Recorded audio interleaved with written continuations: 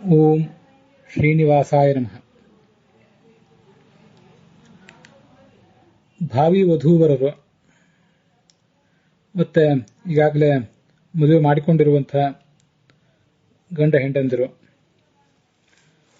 ಇನ್ಯಾವುದೋ ಜನ್ಮದಲ್ಲಿ ಮತ್ತೆ ವೈವಾಹಿಕ ಬಂಧನದಲ್ಲಿ ಸಿಲುಕಲಿರುವಂತಹ ಯಾವುದೇ ಹೆಣ್ಣು ಅಥವಾ ಯಾವುದೇ ಗಂಡು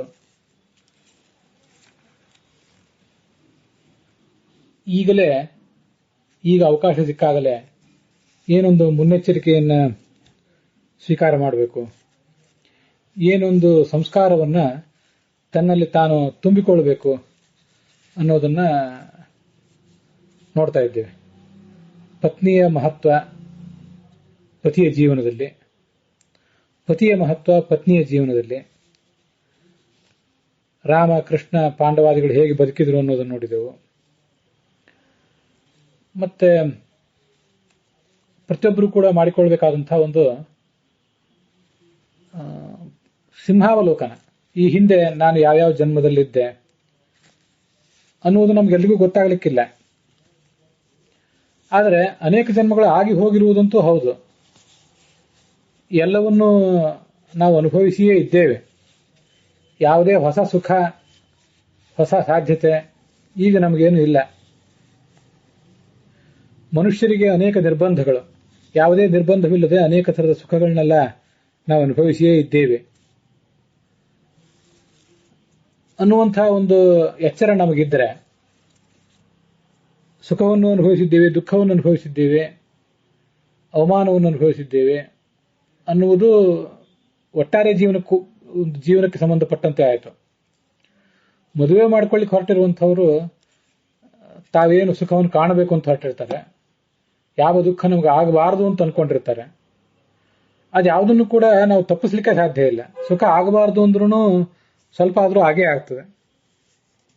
ದುಃಖ ಆಗಬಾರ್ದು ಅಂತ ನಾವು ಆಲೋಚನೆ ಮಾಡಿದ್ರು ದುಃಖವೂ ಹಾಗೇ ಆಗ್ತದೆ, ಚೆನ್ನಾಗೇ ಆಗ್ತದೆ ಅನ್ನುವುದೆಲ್ಲ ಈ ಹಿಂದೆ ನಮ್ಗೆ ಅನುಭವಿಸಿದ್ದ ಹಾಗಿದೆ. ಈಗ ಮತ್ತೆ ಅದನ್ನೇ ನಾವು ಮತ್ತೊಂದು ರೂಪದಲ್ಲಿ ನೋಡೋರಿದ್ದೇವೆ ಅಷ್ಟೇ, ಹೊಸದೇನೂ ಅಲ್ಲ ಅನ್ನುವುದು ನಮಗೆ ಆ ಮಹಾಭಾರತದ ಅಶ್ವಮೇಧ ಪರ್ವದ ಅನುಗೀತಾದ ಆ ಸಿದ್ಧ ಪುರುಷನ ಉಪದೇಶದಿಂದ ತಿಳಿದು ಬರ್ತದೆ ಅನ್ನೋದನ್ನು ನೋಡಿದ್ದೇವೆ. ಪ್ರಾಣಿಗಳ ಜೀವನ ಮತ್ತು ಮನುಷ್ಯನ ಜೀವನ ತುಂಬಾ ಭಿನ್ನವಾದದ್ದು. ಮನುಷ್ಯನಿಗೆ ಸೆಕ್ಸೋ ಸೈಕೋಥೆರಪಿ ಅಂತನ್ನುವುದು ಬೇಕಾಗ್ತದೆ. ಮುಂಚಿತವಾಗಿ ಅವನಿಗೊಂದು ಜ್ಞಾನ ಇರಬೇಕಾಗ್ತದೆ. ಶರೀರ ವಿಜ್ಞಾನ, ಮನೋವಿಜ್ಞಾನ, ಮನೋಲೈಂಗಿಕ ವಿಜ್ಞಾನ ಇದೆಲ್ಲ ಅವನಿಗೆ ಪರಿಚಿತ ಇರಬೇಕಾಗ್ತದೆ. ಕಾಮಶಾಸ್ತ್ರದ ಯಥೋಚಿತ ಪರಿಚಯನೂ ಕೂಡ ಇರಬೇಕಾಗ್ತದೆ.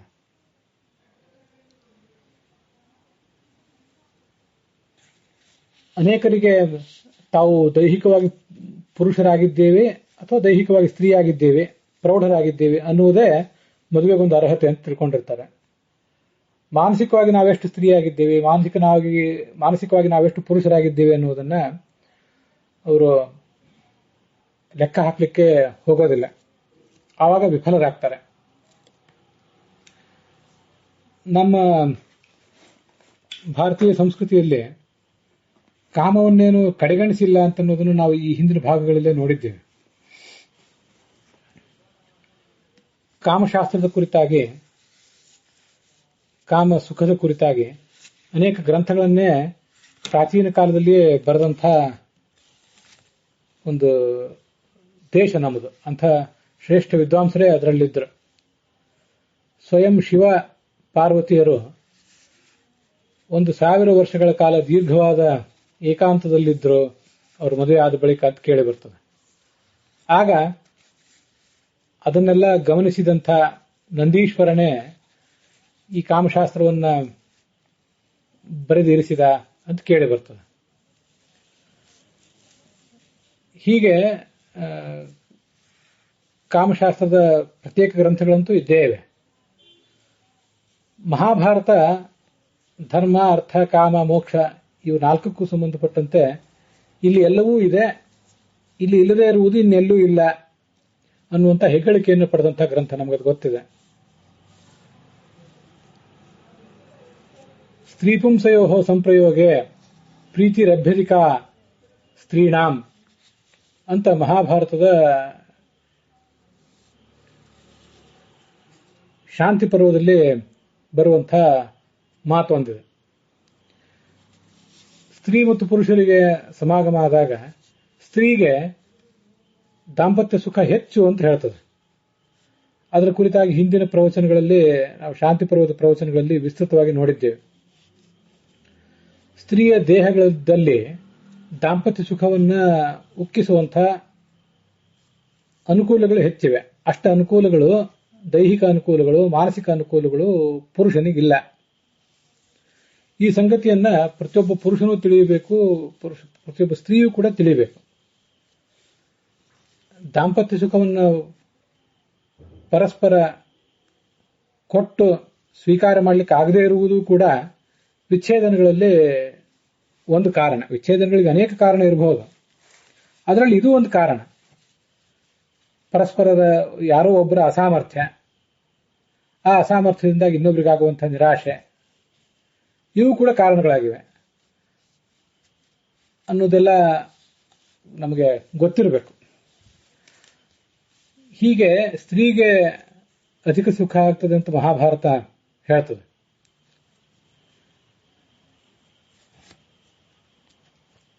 ಇಂಥದೊಂದು ಸಂಗತಿ ಗೊತ್ತಿದ್ರೆ ಅನೇಕ ಸಮಸ್ಯೆಗಳು ಪರಿಹಾರ ಕಾಣ್ತವೆ.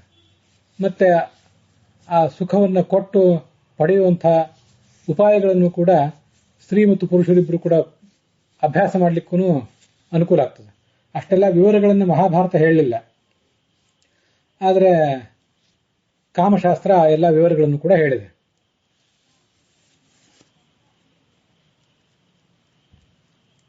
ಅನೇಕ ಆಧುನಿಕ ಕಾಮಶಾಸ್ತ್ರಗಳಲ್ಲಿಯೂ ಕೂಡ ಬರದೇ ಇರುವಂತಹ ಒಂದು ವಿಶಿಷ್ಟವಾದ ಅಂಶ ಇದು.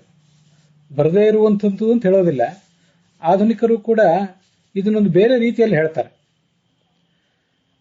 ಪ್ರಾಚೀನರು ಅದನ್ನೇ ಬೇರೆ ಮಾತಿನಲ್ಲಿ ಹೇಳಿದ್ರು ಅಂತ ನಾವು ತಿಳ್ಕೊಳ್ಬೇಕು. ಇದರದ್ದು ಹೆಚ್ಚಿನ ವಿವರವೆಲ್ಲ ಮಹಾಭಾರತದ ಶಾಂತಿ ಪರ್ವದಲ್ಲಿ ವೃತ್ರಾಸುರನ ಹತ್ಯೆ ಬಳಿಕ ಇಂದ್ರನಿಗೆ ಬಂದಂತ ಬ್ರಹ್ಮ ಹತ್ಯೆ, ಆ ಎಲ್ಲ ವಿಷಯಗಳಲ್ಲಿ, ಆ ಎಲ್ಲ ಪ್ರಕರಣಗಳಲ್ಲಿ ಇದರ ಅನೇಕ ವಿವರಗಳನ್ನ ಹೇಳಿದ್ದೇನೆ. ತಾವೆಲ್ಲ ಅದನ್ನು ಕೇಳೇ ಇದ್ದೀರಿ. ಇಲ್ಲಿ ಹೇಳಬೇಕಾದ ವಿವರಗಳನ್ನು ಕೇಳಬೇಕು ಅಂತ ಅನಿಸಿದ್ರೆ ಆ ವಿವರಗಳಲ್ಲಿ ಅದನ್ನೆಲ್ಲವನ್ನು ಕೂಡ ನೋಡಬಹುದು. ಈ ಭಿನ್ನಾಭಿಪ್ರಾಯಗಳು ಅಂತನ್ನೋದನ್ನೆಲ್ಲ ಗಮನಿಸಿದಾಗ ಒಂದು ಸಂಗತಿ ನನಗೆ ಮೇಲಿನ ಮೇಲೆ ನೆನಪಿಗೆ ಬರ್ತದೆ. ಹಿಂದೆ ಅನೇಕ ಬಾರಿ ಕೂಡ ಹೇಳಿದ್ದೆ, ಇದನ್ನು ಭಗವದ್ಗೀತಾ ಪ್ರವಚನದಲ್ಲೂ ಹೇಳಿದ್ದೆ.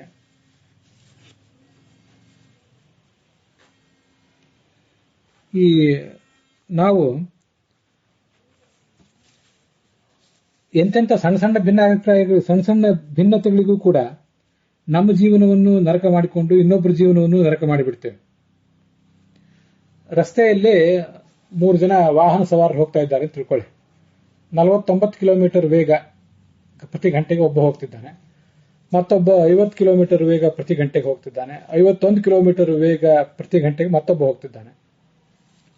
ನಡುವೆ ಇರುವಂತಹ 50 ಕಿಲೋಮೀಟರ್ ಪ್ರತಿ ಗಂಟೆಗೆ ಹೋಗ್ತಾ ಇದ್ದವನು ತನ್ನ ಹಿಂದಿರುವಂತಹ 49 ಕಿಲೋಮೀಟರ್ ವೇಗದಲ್ಲಿ ಹೋಗ್ತಾ ಇರೋವನ್ನ ನೋಡಿ ಇಷ್ಟು ನಿಧಾನವಾಗಿ ಇವನು ಗಾಡಿಯನ್ನು ಚಲಾಯಿಸ್ತಾ ಇದ್ದಾನಲ್ಲ ಅಂತ ಅವನನ್ನು ಹಾಸ್ಯ ಮಾಡಿದರೆ, ಅಥವಾ ತನ್ನ ಮುಂದಿರುವಂತಹ 51 ಕಿಲೋಮೀಟರ್ ವೇಗದಲ್ಲಿ ಗಾಡಿ ಚಲಾಯಿಸ್ತಾ ಇದ್ದವನು ನೋಡಿ ಇಷ್ಟು ವೇಗದಲ್ಲಿ ಗಾಡಿ ಚಲಾಯಿಸ್ತಾ ಇದ್ದಾನಲ್ಲ, ಇವಗೇನು ಜೀವ ಬೇಡವಾಗಿದೆಯೇ ಅಂತ ಹಾಸ್ಯ ಮಾಡಿದರೆ ಅದಕ್ಕೆ ಎಷ್ಟು ಬೆಲೆ ಇದ್ದಿತ್ತು? 49ಕ್ಕೂ 50ಕ್ಕೂ ಎಷ್ಟು ವ್ಯತ್ಯಾಸ ಇದೆ? 50ಕ್ಕೂ 51ಕ್ಕೂ ಎಷ್ಟು ವ್ಯತ್ಯಾಸ ಇದೆ? 30-40 ಕಿಲೋಮೀಟರ್ ವೇಗದಲ್ಲಿ ಸಂಚಾರ ಮಾಡಬೇಕಾದವರು 100-120 ಕಿಲೋಮೀಟರ್ ವೇಗದಲ್ಲಿ ಹೊರಟಿದ್ದಾರೆ, 89 ಕಿಲೋಮೀಟರ್ ವೇಗದಲ್ಲಿ ಹೊರಟಿದ್ದಾರೆ ಅಂದ್ರೆ ಮಿತಿಮೀರಿದ ವೇಗ ಅಂತ ಅದನ್ನು ಭಾವಿಸಿ ಅಂತವರಿಗೆ ಎಚ್ಚರಿಕೆ ಕೊಡಬಹುದು. 49ಕ್ಕೂ 50ಕ್ಕೂ 51ಕ್ಕೂ ವ್ಯತ್ಯಾಸ ಎಷ್ಟಿದೆ? ಇದೊಂದು ತೀರಾ ಸಾಮಾನ್ಯವಾದ ಉದಾಹರಣೆ ಹೇಳಿದೆ ನಾನು. ಇಂಥ ಸಣ್ಣ ಪುಟ್ಟ ವ್ಯತ್ಯಾಸಗಳಿದ್ದಾಗಲೂ ಕೂಡ ನಾವು ಹೇಳಿದ ಮಾರ್ಗವೇ ಸರಿ, ನಾವು ಯಾವುದನ್ನು ಸ್ಟ್ಯಾಂಡರ್ಡ್ ಅಂತ ಭಾವಿಸ್ತೇವೆ, ನಮ್ಮ ಸ್ಟ್ಯಾಂಡರ್ಡೇ ಸ್ಟ್ಯಾಂಡರ್ಡ್, ಉಳಿದವ್ರದ್ದು ಯಾರ್ದು ಸ್ಟ್ಯಾಂಡರ್ಡ್ ಅಲ್ಲ ಅಂತ ಭಾವಿಸಿ ತಮ್ಮ ಜೀವನವನ್ನು ನರಕ ಮಾಡಿಕೊಳ್ಳುವವರು ಉಳಿದವರ ಜೀವನವನ್ನು ನರಕ ಮಾಡುವಂಥವ್ರು ಅನೇಕ ಜನ ಇರ್ತಾರೆ. ಇಂತಹ ಸಣ್ಣ ಪುಟ್ಟ ಕಾರಣಗಳಿಗೂ ಕೂಡ ಭೌತಿಕ ವಿಚ್ಛೇದನಗಳು ಅಥವಾ ಮಾನಸಿಕ ವಿಚ್ಛೇದನಗಳು ಆಗ್ತಿರ್ತವೆ. ಒಬ್ಬ ವ್ಯಕ್ತಿ ಸ್ತ್ರೀ ಆಗಲಿ ಪುರುಷನಾಗಲಿ ನಮ್ಗಿಂತ ಭಿನ್ನವಾಗಿದ್ದಾನೆ ಅಂತಾದ್ರೆ ನಮ್ಮ ಗಂಡ ಇರಬಹುದು, ನಮ್ಮ ಹೆಂಡತಿ ಇರಬಹುದು, ಮತ್ತೆ ಯಾರೇ ಇರಬಹುದು. ಇಲ್ಲಿ ನಾವು ಗಂಡ ಹೆಂಡತಿಯ ಬಗ್ಗೆ ವಿಚಾರ ಮಾಡ್ತಿದ್ದೀವಿ ಅಷ್ಟೇ. ಭಿನ್ನವಾಗಿ ಇರುವುದು, ಭಿನ್ನವಾಗಿ ಆಲೋಚನೆ ಮಾಡುವುದು, ಭಿನ್ನವಾದಂತಹ ಅಭಿರುಚಿಗಳನ್ನು ಹೊಂದಿರುವುದು ಆತನ ನಿಸರ್ಗ ಸಹಜವಾದಂತಹ ಒಂದು ಹಕ್ಕದು, ನಿಸರ್ಗ ಅವನಿಗೆ ಕಲಿಸಿರುವಂತಹ ಒಂದು ಅಭ್ಯಾಸ ಅದು ಅಂತ ತಿಳ್ಕೊಳ್ಬೇಕು. ಅವನ ಜೊತೆಗೆ ಬದುಕುವಂಥವ್ರೆಲ್ಲರೂ ಕೂಡ ನಮ್ಗಿಂತ ಭಿನ್ನವಾಗಿ ಆಲೋಚನೆ ಮಾಡುವವರೆಲ್ಲರೂ, ನಮ್ಗಿಂತ ಭಿನ್ನವಾದ ಅಭಿರುಚಿಗಳಿದ್ದವರೆಲ್ಲರೂ ಕೂಡ ಅಪರಾಧಿಗಳೇನಲ್ಲ, ಅವರು ತಪ್ಪು ಮಾಡಿದ್ದಾರೆ ಅಂತಲ್ಲ. ಒಬ್ಬ ಬಿಳಿ ಬಟ್ಟೆಯನ್ನು ಇಷ್ಟಪಡಬಹುದು, ಒಬ್ಬ ಮತ್ತೆ ಯಾವುದು ಗುಲಾಬಿ ನೀಲಿ ಬಣ್ಣದ ಬಟ್ಟೆಯನ್ನು ಇಷ್ಟಪಡಬಹುದು. ಒಗೆದ ಬಟ್ಟೆಯನ್ನು ಹಾಕೊಳ್ಳುವವನಿಗೂ ಹೊಲಸು ಬಟ್ಟೆಗಳನ್ನು ಹಾಕೊಳ್ಳುವವನಿಗೂ ತೀರಾ ವ್ಯತ್ಯಾಸ ಇದೆ. ಹೊಲಸು ಬಟ್ಟೆಗಳನ್ನು ಹಾಕೊಂಡ್ರೆ ಅನಾರೋಗ್ಯಕ್ಕೆ ಕಾರಣ ಆದಿತ್ತು. ಆದರೆ ಬಿಳಿ ಬಟ್ಟೆಗಳನ್ನು ಹಾಕೊಂಡವನು ಬಣ್ಣದ ಬಟ್ಟೆಗಳನ್ನು ಹಾಕೊಂಡವನನ್ನ ಯಾವ ಕಾರಣಕ್ಕೂ ಕೂಡ ತೆಗಳಬೇಕಾಗಿಲ್ಲ, ಅಥವಾ ಬಣ್ಣದ ಬಟ್ಟೆ ಹಾಕೊಂಡವನು ಕೂಡ ಬಿಳಿ ಬಟ್ಟೆ ಹಾಕೊಂಡವನು ತೆಗಳಬೇಕಾಗಿಲ್ಲ. ಇದು ಅಭಿರುಚಿಯ ವ್ಯತ್ಯಾಸ ಮಾತ್ರ. ಮೊದಲು ಇನ್ನೊಬ್ಬರು ನಮ್ಗಿಂತ ಭಿನ್ನವಾಗಿದ್ದಾರೆ, ಭಿನ್ನವಾಗಿ ವರ್ತಿಸ್ತಾ ಇದ್ದಾರೆ ಅಂದ್ರೆ ಅದು ಅವರಿಗೆ ನಿಸರ್ಗ ಸಹಜವಾಗಿ ಬಂದಂತಹ ಒಂದು ಅಭ್ಯಾಸ, ಮತ್ತೆ ಅದು ಅವರ ಹಕ್ಕು ಅನ್ನೋದನ್ನ ನಾವು ಮನಗಾಣಬೇಕು. ಸರಿ ತಪ್ಪು ಅನ್ನೋ ಇದು ಸರಿಯೋ, ಇದರಲ್ಲಿ ಯಾವುದು ಸರಿ, ನಾನು ಮಾಡಿದ್ ಸರಿಯೋ ಅವನು ಮಾಡಿದ್ ಸರಿಯೋ ಅಂತ ಅನ್ನೋದನ್ನು ಮುಂದೆ ಆಲೋಚನೆ ಮಾಡಬೇಕು. ಭಿನ್ನತೆ ಅನ್ನೋದು ಸಹಜ. ಭಿನ್ನಾಶ್ಚ ಭಿನ್ನ ಧರ್ಮಾಶ್ಚ ಪದಾರ್ಥಾ ನಿಖಿಲಾಪಿ ಪಿಂಡೇ ಪಿಂಡೇ ನವಂ ಪಿಂಡೇ ಪಿಂಡೇ ಮತಿರ್ಭಿನ್ನ ಕುಂಡೇ ಕುಂಡೇ ನವಂ ಪಯಃ. ಪ್ರತಿಯೊಂದು ಪಾತ್ರೆಯಲ್ಲೂ ಬೇರೆ ಬೇರೆದೇ ಹಾಲಿರ್ತದೆ, ಪ್ರತಿಯೊಂದು ವ್ಯಕ್ತಿಗೂ ಬೇರೆ ಬೇರೆನೇ ಬುದ್ಧಿ ಇರ್ತದೆ ಅನ್ನೋದನ್ನ ಮೊದಲೆಲ್ಲರೂ ಆಲೋಚನೆ ಮಾಡಬೇಕು. ಭಿನ್ನವಾಗಿರುವುದು ನಮ್ಮ ಎದುರಿಗಿರುವಂತಹ ನಮ್ಮ ಕೌಂಟರ್ ಪಾರ್ಟ್ನ, ನಮ್ಮ ಪ್ರತಿಯೋಗಿಯ ಹಕ್ಕದು ಅಂತ ತಿಳಿದ ಮಾತ್ರಕ್ಕೆ ಎಷ್ಟೋ ಸಮಸ್ಯೆಗಳು ಪರಿಹಾರ ಕಾಣ್ತವೆ. ನಾವು ಹೇಳಿದಂತಾನೆ ಅವರು ಆಲೋಚನೆ ಮಾಡಬೇಕು, ನಾವು ಹೇಳಿದಂತಾನೆ ಅವರು ವರ್ತಿಸಬೇಕು ಅಂತ ಅನ್ನೋದು. Marriages are made in heaven. ಹೌದು, ಮದುವೆಗಳು ಸ್ವರ್ಗದಲ್ಲೇ ಆಗಿರ್ತವೆ, ಆದ್ರೆ ಆ ಮದುವೆ ನಂತರ ಜಗಳಗಳು ಮಾತ್ರ ನರಕದಲ್ಲೇ ಆಗ್ತವೆ ಅನ್ನೋದನ್ನ ಸಾಬೀತುಪಡಿಸಿಬಿಡ್ತಾವೆ. ಜೀವನ ನರಕನೇ ಆಗ್ತದೆ. ಅದರಿಂದ ಬಹಳ ಎಚ್ಚರಿಕೆಯಿಂದ ಇರಬೇಕು.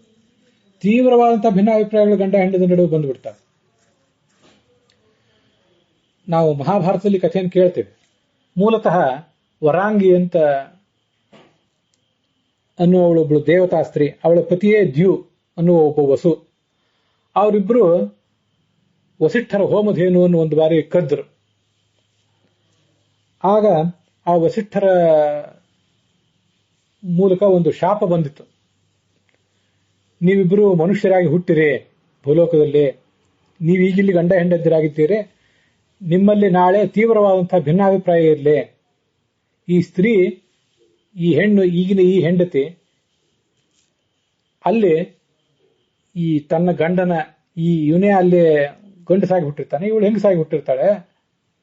ಇವರು ಗಂಡ ಹೆಂಡಂದಿರಾಗುವುದು ಆ ಕಡೆ ಇರಲಿ, ಈ ಹೆಣ್ಣು ಈ ಗಂಡಿನ ಮರಣಕ್ಕೆ ಕಾರಣರಾಗಲಿ ಅನ್ನುವಂಥ ಶಾಪ ಬಂದ್ಬಿಡ್ತು. ತೀವ್ರವಾದಂತಹ ವಿರೋಧ ಭೀಷ್ಮ ಮತ್ತು ಅಂಬೆಗೆ. ಆ ದ್ಯು ಅನ್ನುವ ವಸುವೆ ಭೀಷ್ಮನಾಗಿ ಹುಟ್ಟಿದ, ವರಾಂಗಿಯೇ ಅಂಬೆಯಾಗಿ ಹುಟ್ಟಿದ್ಲು. ತೀವ್ರವಾದಂತಹ ಭಿನ್ನಾಭಿಪ್ರಾಯದಿಂದ ಬಡಿದಾಡಿಕೊಂಡ್ರು ಕೊನೆಯವರೆಗೂ ಕೂಡ. ಇದು ಯಾಕೆ ಇಂತಹ ಭಿನ್ನಾಭಿಪ್ರಾಯಗಳು ಬರ್ತವೆ? ಪ್ರತಿಯೊಬ್ಬರಿಗೂ ಕೂಡ ವಸು ಮತ್ತು ವರಾಂಗಿ ಅನ್ನುವರ ನಡುವೆ ಏನು ಭಿನ್ನಾಭಿಪ್ರಾಯ ಬಂದಿತ್ತು, ಏನು ಹಿನ್ನೆಲೆ ಇತ್ತು, ಅಂಥದೇ ಹಿನ್ನೆಲೆ ಪ್ರತಿಯೊಬ್ಬರಿಗೂ ಇಲ್ಲದೇ ಇರಬಹುದು. ಆದರೆ ತೀವ್ರವಾದಂತಹ ಭಿನ್ನಾಭಿಪ್ರಾಯ ಎಲ್ಲೇ ಬಂದರೂ ಅದು ದೈಹಿಕ ಭೌತಿಕ ವಿಚ್ಛೇದನಕ್ಕೂ ಮಾನಸಿಕ ವಿಚ್ಛೇದನಕ್ಕೂ ದಾರಿ ಕಾಡು ಮಾಡಿಕೊಡುವಂತಹ ಪ್ರಸಂಗಗಳು ಬಂದಾಗೆಲ್ಲ ಅಲ್ಲಿರುವಂಥವೆಲ್ಲ ಇಂಥ ಅಪರಾಧಗಳು, ಯಾವುದೇ ಥರದ ಆರ್ಥಿಕ ಅಪರಾಧಗಳು, ಧಾರ್ಮಿಕ ಅಪರಾಧಗಳು, ನೈತಿಕ ಅಪರಾಧಗಳು. ಅಂತೂ ಮನುಷ್ಯ ತಪ್ಪು ಏನ್ ಮಾಡ್ತಾನಲ್ಲ ಒಂದು ಜನ್ಮದಲ್ಲಿ ಅಥವಾ ಅದೇ ಜನ್ಮದಲ್ಲಿ, ಆ ತಪ್ಪುಗಳು ಅವನ ಮುಂದಿನ ಸುಖ ದುಃಖಗಳಿಗೆ ಕಾರಣ ಆಗ್ತವೆ ಅಂತನ್ನುವುದನ್ನು ನಾವು ಅನೇಕ ಪ್ರಸಂಗಗಳಲ್ಲಿ ಹೀಗೆಲ್ಲ ನೋಡ್ತೇವೆ. ಭೀಷ್ಮ ಅಂಬೆಯದೊಂದು ಉದಾಹರಣೆ ಮಾತ್ರ ಇದು. ನಮಗೆ ಯಾವುದೇ ಅಪರಾಧವನ್ನು ಮಾಡಬಾರದು ಅನ್ನುವಂಥ, ಯಾವುದೇ ದೋಷವನ್ನು ತಪ್ಪನ್ನು ಮಾಡಬಾರದು ಅನ್ನುವಂಥ ಎಚ್ಚರ ಇರಬೇಕು. ಮಾಡಿದ ತಪ್ಪು ಅನೇಕ ಬಾರಿ, ಇದನ್ನ ನೀವು ಕೂಡ ಎಲ್ಲರೂ ಕೇಳಿರ್ತೀರಿ, ನಾವು ಮಾಡುವಂತಹ ಅನೇಕ ಅಪರಾಧಗಳು ಅದು ಕೆಲವು ಬಾರಿ ನಮಗೆ ಇದೇ ಜನ್ಮದಲ್ಲಿ ಅಥವಾ ಮುಂದಿನ ಜನ್ಮದಲ್ಲಿ ಪರಿಣಾಮ ಬೀರ್ತದೆ. ಕೆಲವು ನಮ್ಮ ಮಕ್ಕಳ ಜೀವನದಲ್ಲಿ, ನಮ್ಮ ಮೊಮ್ಮಕ್ಕಳ ಜೀವನದಲ್ಲಿ 2-3 ತಲೆಮಾರುಗಳ ಪರಿಣಾಮ ಬೀರ್ತವೆ ಅಂತೆಲ್ಲ ಹೇಳ್ತಿರ್ತಾರೆ.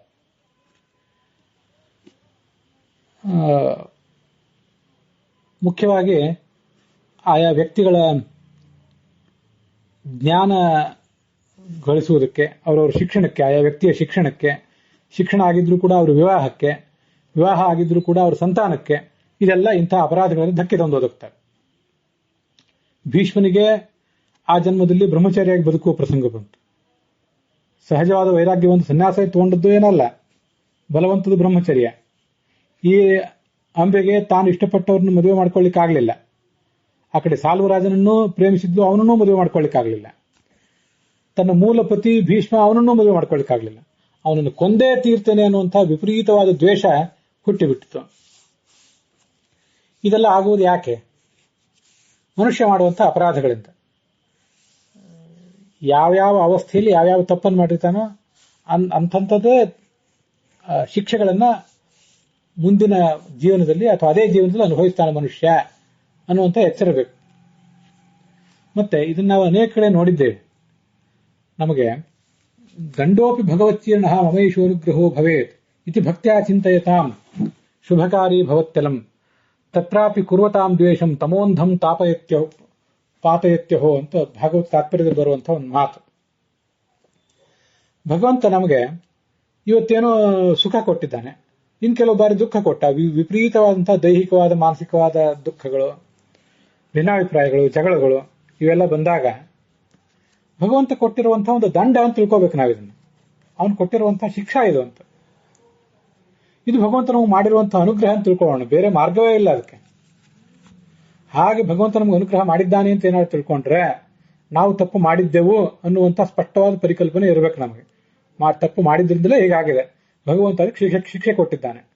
ಹೀಗೆ ಆಲೋಚನೆ ಮಾಡಿದರೆ ಆ ವ್ಯಕ್ತಿಗೆ ಅದು ಶುಭಕಾರಿ ಆಗ್ತದೆ. ಮುಂದಾದರೂ ಅಂಥ ದುಃಖದಿಂದ ಬಿಡುಗಡೆ ಆಗ್ತದೆ.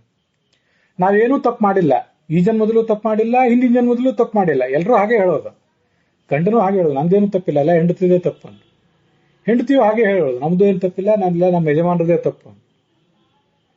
ಇಬ್ರು ಬೀಗರು ಬಡದಾಡ್ತಾ ಇದ್ರೆ ಹೆಣ್ ಕಡೆ ಬೀಗರು ಗಂಡಿನವ್ರ ಮೇಲೆ ಅಪರಾಧಗಳನ್ನ ಹೊರಿಸ್ತಾರೆ, ಆಪಾದನೆಗಳನ್ನು ಹೊರಿಸ್ತಾರೆ. ಅವರು ಗಂಡನ ಕಡೆಯವರು ಹೆಂಡತಿಯ ಕಡೆಯವ್ರ ಮೇಲೆ ಆಪಾದನೆಗಳನ್ನು ಹೊರಿಸ್ತಾರೆ. ನಮ್ದೇನೂ ತಪ್ಪಿಲ್ಲ, ಎಲ್ಲ ಅವ್ರದೇ ತಪ್ಪು ಅಂತ. ನಮ್ಮ ದೃಷ್ಟಿಯಲ್ಲಿ ನಾವೆಲ್ಲ ಸರಿಯಾಗಿ ನಡ್ಕೊಂಡಿದ್ದೇವೆ. ನಮ್ದು ಹೇಗೆ ಈ ಜನ್ಮದಲ್ಲೂ, ಹಿಂದಿನ ಜನ್ಮದಲ್ಲೂ, ಮುಂದಿನ ಜನ್ಮದಲ್ಲೂ ನಾವೆಂದೆಂದೂ ಸರಿಯಾಗೇ ಇದ್ದೇವೆ, ನಾವು ತಪ್ಪು ಮಾಡುವವರೇ ಅಲ್ಲ ಅನ್ನುವಂಥ ಭ್ರಮ ನಮ್ಮದು. ಇಂತಹ ಭ್ರಮಗಳಿಂದ ಮನುಷ್ಯನಿಗೆ ಏನೂ ಏಳಿಗೆ ಆಗೋದಿಲ್ಲ. ತಪ್ಪು ಮಾಡ್ತಾ ಇದ್ದೇವೆ, ಜಗಳ ಆಗ್ತದೆ ಎರಡು ಕಡೆ ಅಂದ್ರೆ ಇಬ್ಬರ ಕಡೆಯಿಂದನೂ ಅದು ತಪ್ಪಾಗಿವೆ ಅಂತಾನೆ ಅರ್ಥ. ಕೆಲವು ತಪ್ಪುಗಳು ಹಿಂದೆ, ಕೆಲವು ತಪ್ಪುಗಳು ಈಗ ಮಾಡಿದ ತಪ್ಪುಗಳ ಫಲಿತಾಂಶ ಈಗ ಕೆಲವು, ಅಥವಾ ಮುಂದೆ ಹೀಗಾಗಬಹುದಷ್ಟೇ. ತಪ್ಪು ಮಾಡದೆ ಅದರ ಶಿಕ್ಷೆ ಆಗುವಂಥದ್ದು ಇಲ್ಲೂ ಕೂಡ ಇಲ್ಲವೇ ಇಲ್ಲ ಅನ್ನೋದನ್ನು ತಿಳ್ಕೊಳ್ಬೇಕು. ಎಲ್ಲ ಸಾಂಸಾರಿಕ ಕ್ಲೇಶಗಳನ್ನು ಕೂಡ ಅತೀತೈಷ್ಯಾದಿಕಾನಪಿ ಅಕ್ಲೇಶಿತೋಪಿ ಕ್ಲೇಶಾದೀನ್ ಅತೀತೈಷ್ಯಾದಿಕಾನ್ಯಪಿ ವಿಷ್ಣವೇ ತಪ ಇತ್ಯೇವ ಚಿಂತಯನ್ ಪ್ರಾರ್ಪಯೇ ಪದಂ ಅಂತ ಬೃಹದಾರಣ್ಯಕ ಉಪನಿಷತ್ ಭಾಷ್ಯದ ಮಾತೊಂದು ಹೇಳುವಂತೆ, ಕ್ಲೇಶ ಈಗ ಬಂದಿದೆ ಸರಿ, ಅಥವಾ ಇನ್ನೂ ಕೆಲವು ಕ್ಲೇಶಗಳು ಈಗ ಯಾವುದು ಬಂದಿಲ್ಲ, ಮುಂದೆ ಬರುವವೆ. ಎಂಥವೇ ಕ್ಲೇಶಗಳು ಬರಲಿ, ಇವೆಲ್ಲವೂ ಭಗವಂತನ ಕುರಿತಾದಂತಹ ನಾವು ಮಾಡುವಂತಹ ಒಂದು ಧ್ಯಾನ, ತಪಸ್ಸು ಅಂತ ತಿಳ್ಕೊಂಡ್ಬಿಡ್ಬೇಕು. ಅದು ಬಿಟ್ಟು ಬೇರೆ ಮಾರ್ಗವೇ ಇಲ್ಲ. ಈ ಸಂಸಾರದ ಎಲ್ಲಾ ಕ್ಲೇಶಗಳಿಗೂ ಇದು ಅನ್ವಯಿಸ್ತದೆ. ಅದರಲ್ಲೂ ಭಿನ್ನಾಭಿಪ್ರಾಯಗಳು, ಜಗಳಗಳು, ದಾಂಪತ್ಯದ ವೈಫಲ್ಯಗಳು ಎಲ್ಲದಕ್ಕೂ ಕೂಡ ಈ ಮಾತು ಅನ್ವಯಿಸ್ತದೆ. ಏನು ಭಗವಂತ ಕಷ್ಟ ಕೊಡ್ತಿದ್ದಾನೆ, ಇದೆಲ್ಲವೂ ಆತನಿಗೆ ಮಾಡ್ತಾ ಇರುವಂತಹ ಅನುಗ್ರಹ ಅನ್ನುವುದೇ ನಮಗೆ ಎಚ್ಚರ ಇರಬೇಕಾದದ್ದು. ಇಷ್ಟನ್ನು ಮಾಡಬೇಕೇ ಹೊರತು ಯಾವುದೋ ಮಾಧ್ಯಮಗಳನ್ನ, ಮತ್ಯಾವುದೋ ಕಾವ್ಯವನ್ನು, ಮತ್ಯಾವುದೋ ಕಾದಂಬರಿಯನ್ನು ಓದಿ ಅನೇಕ ಭ್ರಮೆಗಳನ್ನು ಕಟ್ಟಿಕೊಂಡು ಮನುಷ್ಯ ಬದುಕಬಾರದು. ರಂಗದ ಮೇಲೆ, ಪರದೆಯ ಮೇಲೆ ತೋರಿಸುವಂತಹ ಅನೇಕ ಸಂಗತಿಗಳಿವೆಯಲ್ಲ, ಅವೆಲ್ಲ ಕೆಲವು ನಮಗೆ ತಾತ್ವಿಕ ಬೋಧನೆಯನ್ನು ಕೊಡಲಿಕ್ಕೆ, ಜಗತ್ತಿನ ಪರಿಜ್ಞಾನವನ್ನು ಕೊಡಲಿಕ್ಕೆ ಇರ್ತವೆ. ಇನ್ನು ಕೆಲವುದರಲ್ಲಿ ಯಾವ ಉದ್ದೇಶವೂ ಇರೋದಿಲ್ಲ. ಅದರಲ್ಲಿ ಯಾವ ಸತ್ವವೂ ಇರೋದಿಲ್ಲ.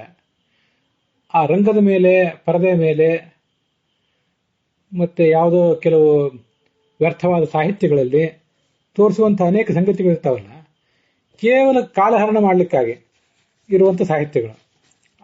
ಅಂಥ ವ್ಯಕ್ತಿಗಳನ್ನೆಲ್ಲ, ಅಂಥ ಸಾಹಿತ್ಯಗಳನ್ನ, ಅಂಥ ಕಥಾನಕಗಳನ್ನು ಸೃಷ್ಟಿ ಮಾಡಿದವ್ರನ್ನೆಲ್ಲ ಕನಸುಗಳ ಮಾರಾಟಗಾರರು ಅಂತ ಅನ್ಬೇಕಷ್ಟೆ.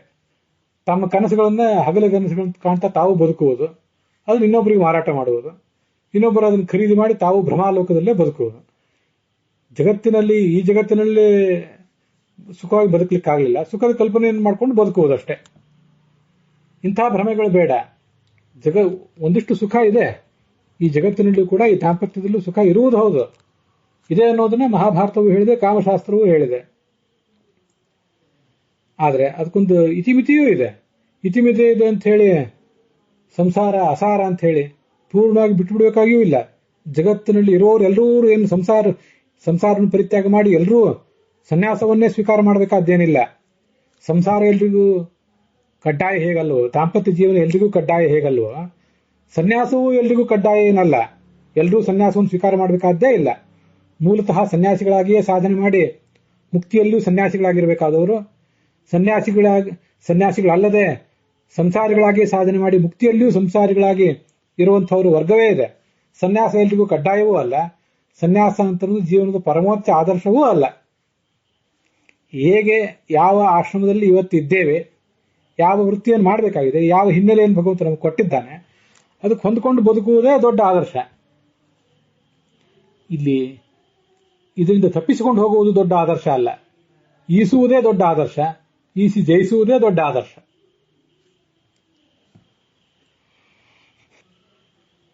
ಇವತ್ತಿಗೂ ಕೂಡ ನಮ್ಮ ದೇಶದಲ್ಲಿ 90% ಅರೇಂಜ್ ಮ್ಯಾರೇಜ್ಗಳು ನಡೀತಾವಂತೆ. ಪರದೇಶದಲ್ಲಿ ಅರೇಂಜ್ಡ್ ಮ್ಯಾರೇಜ್ಗಳು ನಡೆಯೋದು ಕಡಿಮೆ. ಎಲ್ಲರೂ ಪರಸ್ಪರ ಅರಿತುಕೋಬೇಕು ಅಂತ ಮದುವೆ ಮುಂಚೆನೆ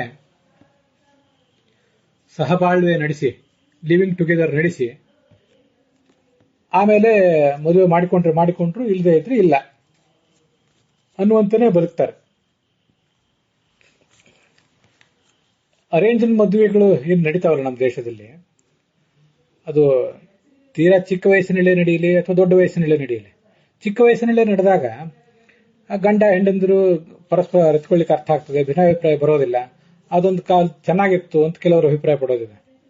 ಅದು ಬೇಡ, ಚಿಕ್ಕ ವಯಸ್ಸಿನಲ್ಲಿ ಅವ್ರಿಗೆ ಹಿಂದೆ ಅರ್ಥ ಆಗ್ತಿತ್ತು, ಈಗಿನ ಮನಸ್ಸುಗಳು ಹಾಗಿಲ್ಲ, ಈಗಿನ ಯುವಕ ಯುವತಿಯರ ಹದಿಹರಿಯದವರ ಮನಸ್ಸು ಹಾಗಿಲ್ಲ, ಅವರಿಗೆ ಈ ತರ ಚಿಕ್ಕ ವಯಸ್ಸಿನಲ್ಲಿ ಮದುವೆ ಮಾಡಿದರೆ ಹಾನಿಕಾರವೇ ಆದೀತು, ಅದು ಬೇಡ, ಪ್ರೌಢ ಮದುವೆನೇ ಮಾಡಬೇಕು ಅಂತ ಅನೇಕ ಜನ ಕಟ್ಟಾ ಸಂಪ್ರದಾಯವಂತರಾದಂತಹ ಮಡಿವಂತರಾದಂತಹ ವಿದ್ವಾಂಸರೇ ಹೇಳ್ತಿದ್ದಾರೆ.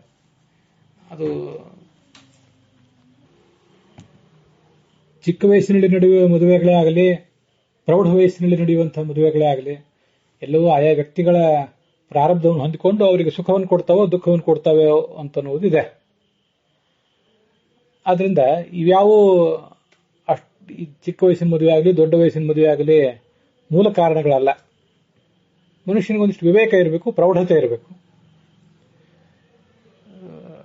ನಮಗೆ ತೀರಾ ಚಿಕ್ಕ ವಯಸ್ಸಿನಲ್ಲಿಯೇ ಒಂದಿಷ್ಟು ಬೋಧನೆಯನ್ನು ಕೊಡಬೇಕು.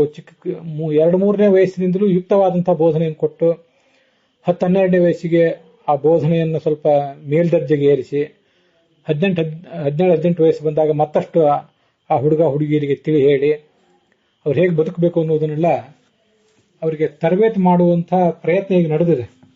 ತೀರಾ 2-3 ವಯಸ್ಸಿನಲ್ಲಿಯೇ ಅದನ್ನೆಲ್ಲ ಮಾಡ್ತಿದ್ದಾರೆ, ನಾವು ಅದನ್ನು ನೋಡಿದ್ದೇವೆ.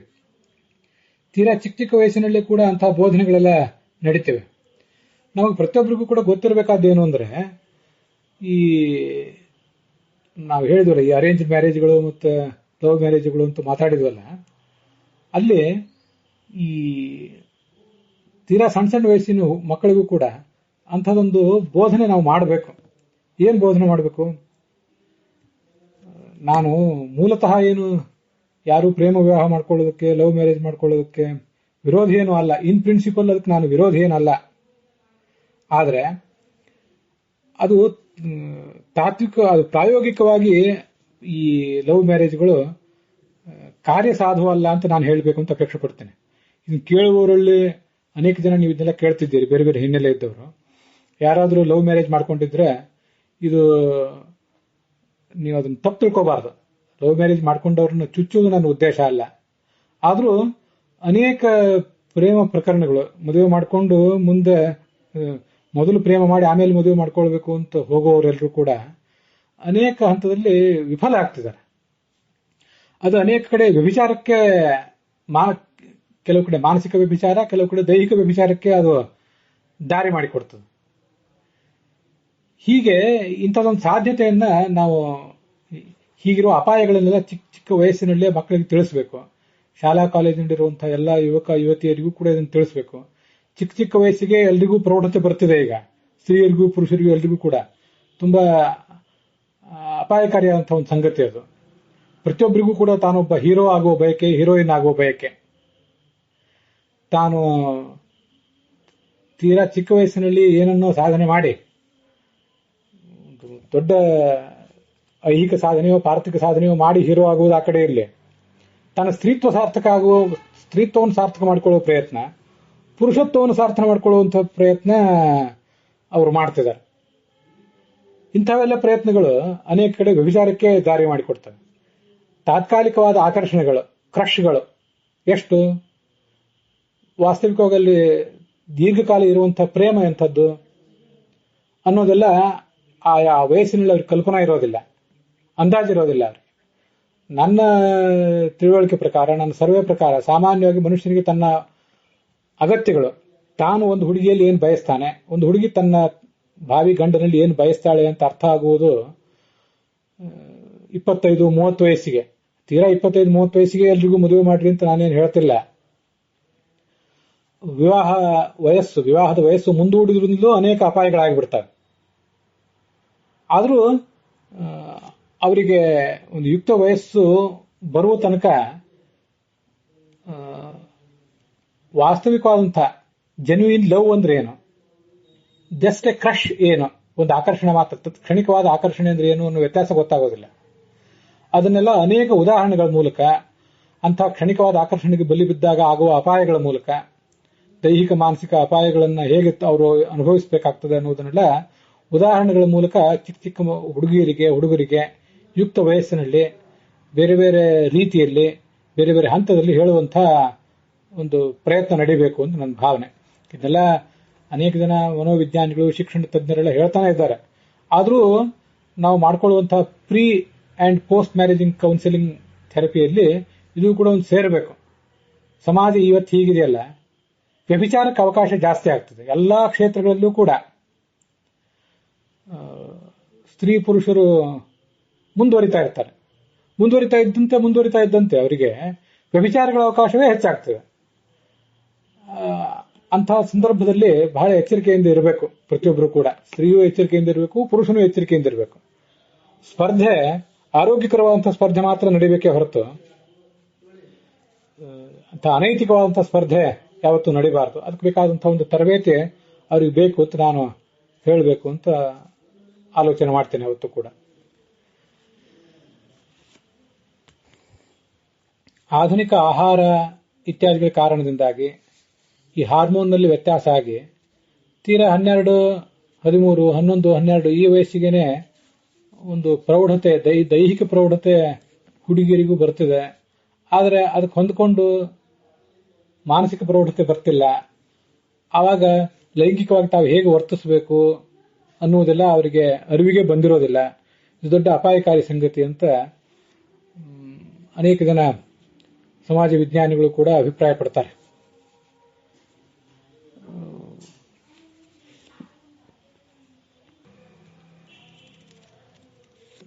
ಧರ್ಮದ ಒಂದು ಪರಿಜ್ಞಾನ ಸ್ತ್ರೀಯರಿಗೆ ಪುರುಷರಿಗೆ ಇರಬೇಕಾದದ್ದು. ಒಟ್ಟಾರೆ ಧರ್ಮ ಅಂದ್ರೆ ಏನು? ಲೋಕಯಾತ್ರಾ ಮಿಹೈಕೇತು ಧರ್ಮಂ ಪ್ರಾಹುರ್ ಮನೀಷಿಣಃ ಸಮುದ್ದಿಷ್ಟಂ ಸತಾಂ ಧರ್ಮಂ ಸ್ವಯಂ ಊಹೇತ ಪಂಡಿತ ಅಂತ ಮಹಾಭಾರತದ ಒಂದು ಮಾತು ಇದೆ. ಸಜ್ಜನರಿಗೆ ಸಮ್ಮತವಾದ ಧರ್ಮ ಯಾವುದು ಅಂತ ಅನ್ನೋದನ್ನ ಆಯಾ ಸಂದರ್ಭದಲ್ಲಿ ಅವರವರೇ ತೀರ್ಮಾನ ಮಾಡಬೇಕಂತ. ಒಟ್ಟಾರೆ ಜಗತ್ತು ಸ್ಥಿರವಾಗಿ ನಡೆಯುವುದಕ್ಕೆ, ಸುಖವಾಗಿ ಧಾರ್ಮಿಕವಾಗಿ ನಡೆಯುವುದಕ್ಕೆ ಬೇಕಾದಂತಹ ನಮ್ಮ ಆಚರಣೆಗಳ ಒಟ್ಟಾರೆ ಒಂದು ಮೊತ್ತವೇ ಅದೇ ಧರ್ಮ. ಅದನ್ನು ಆಯಾ ಸಂದರ್ಭದಲ್ಲಿ ಆಯಾ ಸ್ತ್ರೀ ಪುರುಷರೆಲ್ಲರೂ ತೀರ್ಮಾನ ಮಾಡ್ಕೋಬೇಕು. ಅದಕ್ಕೆ ಬೇಕಾದಂತಹ ಒಂದು ಪ್ರೌಢತೆಯನ್ನು ಅವರೆಲ್ಲರೂ ಪಡ್ಕೊಳ್ಬೇಕು. ಯಸ್ಯ ನಾಸ್ತಿ ಸ್ವಯಂ ಪ್ರಜ್ಞಾ ಶಾಸ್ತ್ರಂ ತಸ್ಯ ಕರೋತಿ ಕಿಂ ಲೋಚನಾಭ್ಯಾಂ ವಿಹೀನಸ್ಯ ದರ್ಪಣ ಕಿಂ ಕರಿಷ್ಯತಿ. ಯಾರಿಗೆ ಸ್ವಯಂ ಕಾಮನ್ ಸೆನ್ಸ್ ಇಲ್ವೋ ಅವನಿಗೆ ಶಾಸ್ತ್ರಗಳಿಂದ ಏನು ಉಪಯೋಗ, ಕಣ್ಣೇ ಇಲ್ಲದೆ ಇದ್ದವನಿಗೆ ಕನ್ನಡಿಯಿಂದ ಏನು ಉಪಯೋಗ ಅಂತ ಶಾಸ್ತ್ರ ವರ್ಣನೆ ಮಾಡ್ತದೆ. ಹಾಗೆ ಯಾವ ಸಂದರ್ಭದಲ್ಲಿ ಹೇಗೆ ವರ್ತಿಸಬೇಕು, ಧರ್ಮ ಅರ್ಥ ಕಾಮಗಳನ್ನು ಹೇಗೆ ಹದವಾಗಿ ಮಿಶ್ರಣ ಮಾಡಿಕೊಂಡು ಬದುಕಬೇಕು ಅನ್ನೋದನ್ನ ಸ್ತ್ರೀ ಪುರುಷರೆಲ್ಲರೂ ಎಲ್ಲರೂ ಕೂಡ ಒಂದು ಕಾಮನ್ ಸೆನ್ಸ್ ಮತ್ತು ಧರ್ಮದ ಪರಿಜ್ಞಾನ, ಶಾಸ್ತ್ರಗಳ ಪರಿಜ್ಞಾನ, ಶಾಸ್ತ್ರಗಳ ಶ್ರವಣ ಅವುಗಳ ಮೂಲಕ ತಿಳ್ಕೊಳ್ಬೇಕು. ಯಾವುದಕ್ಕೂ ಕೂಡ ನಮ್ಮ ಮೂಗಿನ ನೇರಕ್ಕೆ ಎಲ್ಲವೂ ನಡಿಬೇಕು ಅನ್ನುವ ಆಲೋಚನೆ, ಶಾಸ್ತ್ರಗಳ ಸರಿಯಾದ ಅರಿವಿಲ್ಲದೇ ಇರುವಂಥದ್ದು, ಇವೆಲ್ಲ ಮನುಷ್ಯನಿಗೆ ಅಪಾಯಕರ ಆಗ್ತವೆ. ಮಹಾಭಾರತದ ಮಾತೊಂದಿದೆ,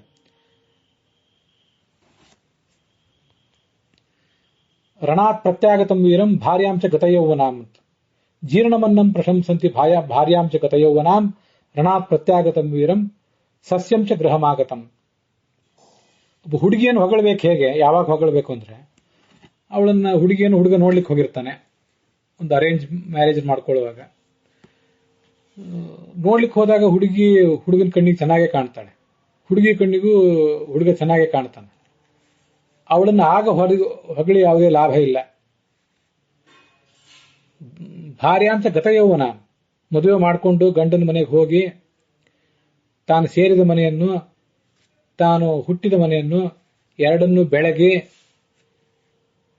ತಾನು ಸುಶಿಕ್ಷಿತರಾಗಿದ್ದು, ಒಂದು ಹೆಣ್ಣು ಕಲಿತರೆ, ಹೆಣ್ಣು ಧರ್ಮವನ್ನು ಕಲಿತರೆ, ಹೆಣ್ಣು ಅರ್ಥವನ್ನು ಕಲಿತರೆ, ಹೆಣ್ಣು ಕಾಮವನ್ನು ಕಲಿತರೆ, ಅವಳ ಎರಡೂ ಕುಟುಂಬಗಳು ಕೂಡ, ಅವಳು ಹುಟ್ಟಿದ ಕುಟುಂಬ, ಅವಳು ಸೇರಿದ ಕುಟುಂಬ, ಅವೆರಡೂ ಕೂಡ ಧರ್ಮಾರ್ಥ ಕಾಮಗಳನ್ನು ಕಲಿತಂತೆ ಅನ್ನುವುದನ್ನ ಅವಳು ತನ್ನ ಜೀವನದಲ್ಲಿ ಮಾದರಿಯಾಗಿ ಬದುಕಿ ತೋರಿಸಿದ್ರೆ, ಅಷ್ಟೊತ್ತಿಗೆ ಅವಳಿಗೆ ಮಧ್ಯ ವಯಸ್ಸಾಗಿರ್ತದೆ. ಭಾರ್ಯಾಂಶ ಗತಯೌವನ, ಮಧ್ಯ ವಯಸ್ಸು ಅವಳಿಗೆ ಬಂದಿರ್ತದೆ. ಆವಾಗ ಅವಳನ್ನು ಹೊಗಳಬೇಕು, ಇವಳು ಶ್ರೇಷ್ಠ ಹುಡುಗಿ, ಶ್ರೇಷ್ಠ ಸಾಧ್ವಿ ಶಿರೋಮಣಿ ಅಂತ ಆವಾಗ ಅವಳನ್ನು ಹೊಗಳಬೇಕು. ಹಾಗೆ ಗಂಡನ್ನು ಕೂಡ ಆವಾಗಲೇ ಹೊಗಳಬೇಕು.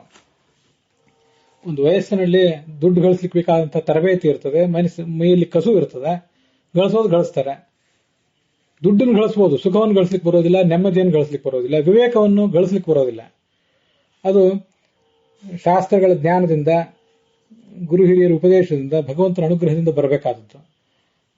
ಅಂಥದೇ ಮಧ್ಯ ವಯಸ್ಸನ್ನು ಮೀರಿದಂಥ ಒಬ್ಬ ಗಂಡನ್ನೇ, ಅವನನ್ನು ಕೂಡ ಹೊಗಳಬೇಕಂತ. ರಣಾತ್ ಪ್ರತ್ಯಾಗತಂ ವೀರಂ ಅಂತಿದೆ ಅಲ್ಲಿ ಮಹಾಭಾರತದಲ್ಲಿ.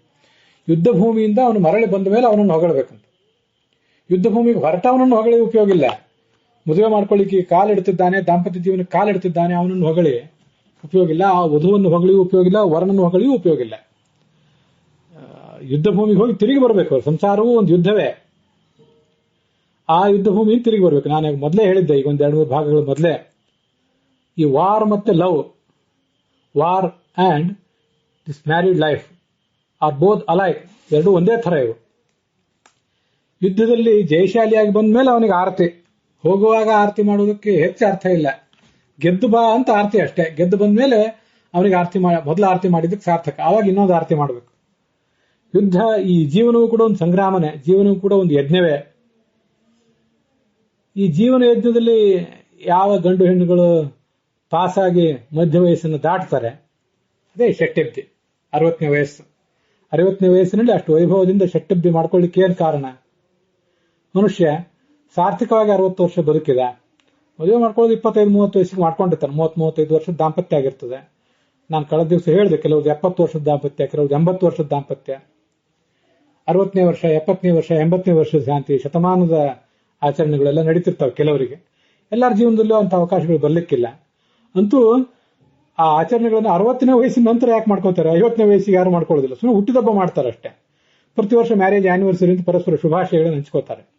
60ನೇ ವಯಸ್ಸಿನ ನಂತರ ಆ ಷಟ್ಯಬ್ದಿ, ಆಮೇಲೆ ಭೀಮರಥ ಶಾಂತಿ, ಉಗ್ರರಥ ಶಾಂತಿ ಇಂಥವನ್ನೆಲ್ಲ ಮಾಡ್ಕೊಳ್ತಾರಲ್ಲ. ಯಾಕೆಂದ್ರೆ ಇಬ್ರು ತಾವು ಯಾವ ಯುದ್ಧದಲ್ಲಿ ಭಾಗವಹಿಸಿದ್ರು, ದಾಂಪತ್ಯ ಯುದ್ಧ, ಪ್ರೇಮ ಯುದ್ಧ, ಕಾಮ ಯುದ್ಧ, ಜೀವನವೆಂಬ ಯುದ್ಧ, ಜೀವನದ ಯಜ್ಞ ಎಂಬ ಯುದ್ಧ, ಆ ಯುದ್ಧದಲ್ಲಿ ಆ ಯುದ್ಧದಲ್ಲಿ ಅವರು ಈ ಯುದ್ಧಕ್ಕೂ ಮತ್ತು ಯಜ್ಞಕ್ಕೂ ಸಮಾನವಾದ ಶಬ್ದ ಇದೆ ಸಂಸ್ಕೃತದಲ್ಲಿ, ಅಧ್ವರ ಅಂತ ಹೇಳಿ. ಅಧ್ವರ ಅಂದ್ರೆ ಯಜ್ಞವೂ ಹೌದು, ಯುದ್ಧವೂ ಹೌದು. ಆ ಯಜ್ಞದಲ್ಲಿ ಪಾಸಾಗಿ ಬಂದದ್ದಕ್ಕೆ ಕೈಕಾಲು ಮುರಿಸಿಕೊಳ್ಳದೆ, ಸಾಯದೆ, ವಿಚ್ಛಿನ್ನರಾಗದೆ, ದೈಹಿಕವಾಗಿ ಮಾನಸಿಕರಾಗಿ ವಿಚ್ಛೇದನ ಪಡೆಯದೆ, ಡಿವೋರ್ಸ್ಡ್ ಆಗದೆ ಇನ್ನೂ ಇದ್ದಾರೆ ಅನ್ನೋ ಕಾರಣಕ್ಕಾಗಿ 60ನೇ ಶಾಂತಿ, 70ನೇ ಶಾಂತಿ, 80ನೇ ಶಾಂತಿ ಅಂತ ಸಾರ್ಥಕವಾದ ಶಾಂತಿಗಳು ನಿಮ್ಮ ಜೀವಮಾನದಲ್ಲೂ ಎಲ್ಲರ ಜೀವಮಾನದಲ್ಲೂ ಕೂಡ ಬರುವಂತದ್ದಾಗಬೇಕು. ನಮಗೆ ವಸಿಷ್ಠ ಅರುಂಧತಿಯವರು ಮಾದರಿ ಆಗಬೇಕು, ಮತ್ತೆ ಶಿವ ಪಾರ್ವತಿಯವರು ಮಾದರಿ ಆಗಬೇಕು, ಲಕ್ಷ್ಮೀನಾರಾಯಣರು ಬ್ರಹ್ಮ ಸರಸ್ವತಿಯವರು ಮಾದರಿ ಆಗಬೇಕು, ಪ್ರೊಫೆಸರ್ ವೆಂಕಟ ಸುಬ್ಬಯ್ಯನವರು ಅವರ ಪತ್ನಿ ಲಕ್ಷ್ಮಣನವರು ಮಾದರಿ ಆಗಬೇಕು, ಪ್ರಿನ್ಸ್ ಚಾರ್ಲ್ಸ್, ಪ್ರಿನ್ಸ್ ಫಿಲಿಪ್ ಮತ್ತೆ ಅವನ ಪತ್ನಿ 2ನೇ ಎಲಿಜಬೆತ್ ಅವರು ಮಾದರಿ ಆಗಲೇಬೇಕು ನಮಗೆ. ಪಾಶ್ಚಾತ್ಯರಾದ್ರಿ ಆದ್ರೆ ಏನಾಯ್ತು, ಬದುಕಿದ್ದಾರಲ್ಲ ಅಷ್ಟು ವರ್ಷ, ಅದೇನು ಸಾಧನೆ, ಅದೇನು ಕಡಿಮೆ ಸಾಧನೆ, ವಿಚ್ಛೇದನ ಮಾಡ್ಕೊಳ್ಳದೆ ಬದುಕಿದ್ದಾರಲ್ಲ, ಅದು ಒಂದು ಅದ್ಭುತವೇ ಈಗಿನ ಕಾಲದಲ್ಲಿ. ಅದು ಒಂದು ಮಾದರಿಯೇ ಒಂದು ತಕ್ಕ ಮಟ್ಟಿಗೆ. ಕೊನೆಗೊಂದು ಮಾತು ಜ್ಯೋತಿಷಿಗಳೊಬ್ರು ಹೇಳ್ತಿದ್ರು, ಪ್ರತಿಯೊಬ್ರು ಕೂಡ ತಮ್ಮ ಜೀವನದಲ್ಲಿ ಭಗವಂತನಿಗೆ ಅರ್ಚನೆ, ಪೂಜಾ ಇತ್ಯಾದಿಗಳು ಮಾಡೇ ಮಾಡ್ತಿರ್ತಾರೆ. ದಿನನಿತ್ಯ ಒಂದಿಷ್ಟು ಜೇನುತುಪ್ಪ, ತುಪ್ಪ, ಸಕ್ಕರೆ ಇದನ್ನು ಭಗವಂತನಿಗೆ ನಿವೇದನೆ ಮಾಡಬೇಕು. ತ್ರಿಮಧು ನೈವೇದ್ಯ ಅಂತ ಕರೀತಾರೆ ಅದಕ್ಕೆ. ಆ ತ್ರಿಮಧುವನ್ನು ಭಗವಂತನಿಗೆ ನಿವೇದನೆ ಮಾಡ್ತಾ ಹೋದ್ರೆ ಆ ದಾಂಪತ್ಯದ ಅನೇಕ ಕ್ಲೇಶಗಳೆಲ್ಲ ನಿವಾರಣೆ ಕಾಣ್ತವೆ ಅಂತ ಹೇಳ್ತಾರೆ. ಅದನ್ನು ಮಾಡಬಹುದು.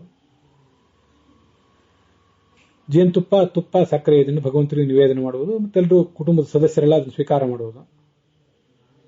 ಮತ್ತೆ ಹೆಚ್ಚು ಅನುಕೂಲ ಇದ್ದವರು, ಹೆಚ್ಚು ಅದ್ರ ಬಗ್ಗೆ ಪರಿಜ್ಞಾನ ಇದ್ದವರು ಮೊದಲು ಪುರುಷ ಸೂಕ್ತ, ಆಮೇಲೆ ಶ್ರೀ ಸೂಕ್ತ, ಆಮೇಲೆ ಕೊನೆಗೊಂದು ಬಾರಿ ಮತ್ತೆ ಪುರುಷ ಸೂಕ್ತ, ಹೀಗೆ ಅದರ ಸಂಪುಟೀಕರಣದ ಜಪ, ಪಾರಾಯಣ ಇತ್ಯಾದಿಗಳನ್ನು ಮಾಡಬೇಕು. ಶ್ರೀಶ ಗುಣದರ್ಪಣ ವಾದಿರಾಜ ಸ್ವಾಮಿ ರಚನೆ ಮಾಡಿದ್ದು, ಆಮೇಲೆ ನಾರಾಯಣ ವರ್ಮ, ಆಮೇಲೆ ಮತ್ತೆ ಶ್ರೀಶ ಗುಣದರ್ಪಣ, ಅದನ್ನಾದ್ರೂ ಮಾಡಬಹುದು. ಏನೂ ಇಲ್ಲದೆ ಹೋದ್ರೆ ಅಷ್ಟೆಲ್ಲ ಮಂತ್ರತಂತ್ರ ಮಾಡ್ಲಿಕ್ಕೆ ಆಗೋದಿಲ್ಲ. ಸುಮ್ಮನೆ ಹೇಳೋದು ನೀವು ಹೇಳ್ತೀರಿ ವೇದಿಕೆ ಮೇಲೆ ಕೂತು, ನಿಮ್ಗೇನಾಗಬೇಕಾಗಿದೆ, ಆಚರಣೆಗೆ ತರುವುದು ಕಷ್ಟ ಅಂತ ನನ್ನನ್ನ ನೀವು ಬೈತೀರಿ ಅಂತಲ್ಲ, ಹಾಸ್ಯಕ್ಕಾಗಿ ಹೇಳಿದೆ. ಶಿವ ಪಾರ್ವತಿಯರ ಧ್ಯಾನ, ಲಕ್ಷ್ಮೀನಾರಾಯಣದ ಧ್ಯಾನ, ಬ್ರಹ್ಮ ಸರಸ್ವತಿಯರ ಧ್ಯಾನ, ಆ ಒಂದು ಆದರ್ಶಗಳು ನಮ್ಮ ಕಣ್ಮುಂದಿರಲಿ ಅಂತ ಭಾವಿಸಬೇಕು. ತ್ರಿಮಧು ನೈವೇದ್ಯ ತಪ್ಪದೇ ಇರಲಿ, ಜೇನುತುಪ್ಪ, ತುಪ್ಪ, ಸಕ್ಕರೆ ಇದರ ನೈವೇದ್ಯ ತಪ್ಪದೇ ಇರಲಿ. ಆ ಮೂಲಕ ನಮ್ಮ ಜೀವಮಾನದಲ್ಲಿ ಹಾಲು, ಜೇನುಗಳ ಹೊಳೆ ಹರಿಯುವಂತಾಗಲಿ. ಇಷ್ಟೆಲ್ಲವನ್ನು ಕೂಡ ಹೇಳಿದ್ದೇನೆ ತಂದ್ಕೊಂಡಿದ್ದೀನಿ ಕಳೆದ 5 ದಿವಸಗಳಿಂದ. ಇದು 5ನೇ ದಿವಸ. ಮತ್ತು ಏನನ್ನಾದ್ರೂ ಹೇಳಬೇಕು ಅಂತ ಕಂಡ್ರೆ ಹೇಳ್ತೇನೆ. ಬಹುತೇಕ ಎಲ್ಲವೂ ಮುಗಿದಿದೆ ಅಂತ ಅನ್ಕೊಂಡಿದ್ದೇನೆ. ಮತ್ತು ಏನಾದರೂ ನಾನು ಹೇಳಬೇಕು ಅಂತ ನೀವು ಬಯಸಿದ್ರೆ, ಇನ್ನೂ ಯಾವ್ದಾದ್ರು ಹೇಳುವಂತಹ ಅಂಶ ಇದೆ ಅಂತ ಕಂಡ್ರೆ ಇದನ್ನ ಮತ್ತೆ ನಾನು ಹೇಳಲಿಕ್ಕೆ ಸಿದ್ಧ ಇದ್ದೇನೆ. ವಿಷ್ಣು ಸಹಸ್ರನಾಮ ಪ್ರವಚನದ ಭಾಗವಾಗಿಯೂ ಇದಿರ್ತದೆ. ಅದಲ್ಲದೆ ಪ್ರತ್ಯೇಕವಾಗಿ ಯಾರಾದರೂ ಈ 5 ಭಾಗಗಳನ್ನು ಕೇಳಬೇಕು ಅಂತ ಬಯಸಿದ್ರೆ ಅವರಿಗೂ ಇದು ಅನುಕೂಲಕರವೇ ಆಗ್ತದೆ. 6ನೇ ಭಾಗದ ಅವಶ್ಯಕತೆ ಇದ್ರೆ ಅದನ್ನೂ ನೋಡೋಣ. ಆದರೂ ಹೇಳಬೇಕಾದ್ದೆಲ್ಲ ಹೇಳಿದ್ದೇನೆ ಅಂತ ಅನ್ಕೊಂಡಿದ್ದೇನೆ. ಇಲ್ಲಿಗೆ ಈ ಭಾಗ ಸಮಾಪ್ತವಾಗಿದೆ.